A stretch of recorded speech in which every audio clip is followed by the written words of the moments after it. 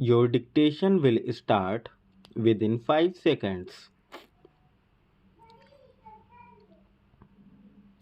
This appeal is directed against the judgment and order of the Delhi High Court by which it allowed the appeals of the two respondents, set aside the judgment and decree passed by the trial court, and permitted the appellants to file their written statements within 4 weeks from the date of the judgment, directing further that the trial court would then proceed with the suit and dispose it of in accordance with law.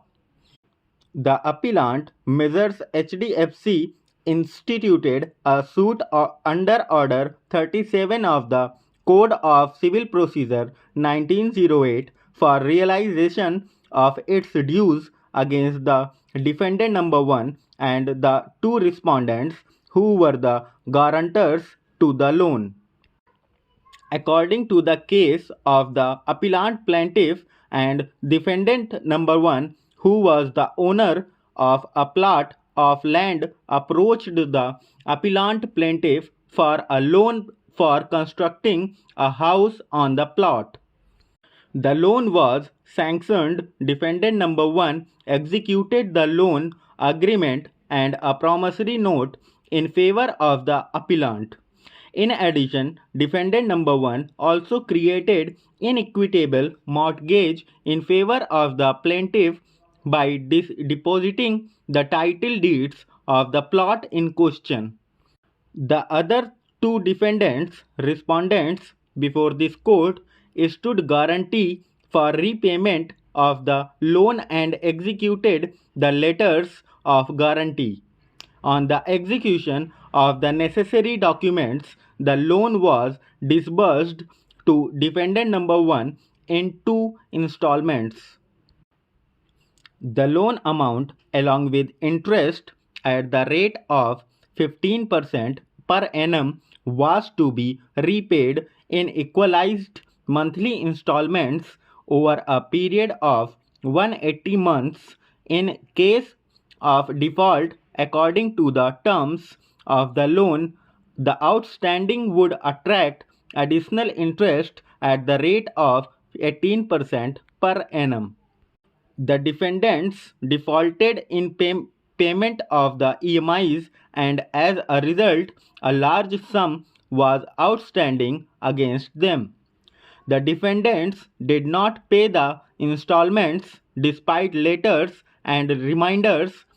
Hence, the plaintiff invoked the guarantees and intimated the two respondents that in case of failure to make the payment, legal proceedings would be instituted against them.